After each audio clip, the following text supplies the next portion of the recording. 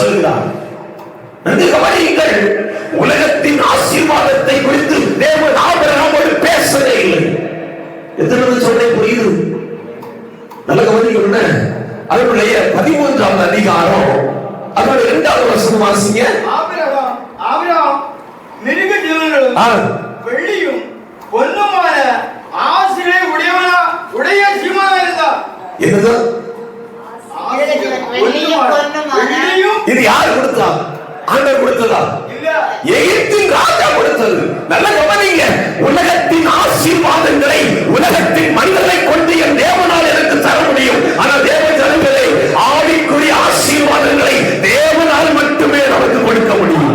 அல்லேலூயா. கரங்களை உயர்த்தி ஆகவே இந்த இம்மைக்குரிய ஆசீர்வாதத்திற்காய் நான் தேவனை தேடுகிறதா இல்லாதபடி மறுமைக்குரிய ஆசீர்வாதமான அந்த நித்திய ஜீவனை பெற்றுக் கொள்வதற்காகவே என்னுடைய வாழ்க்கை. கரங்களை உயர்த்தி சத்தமாய்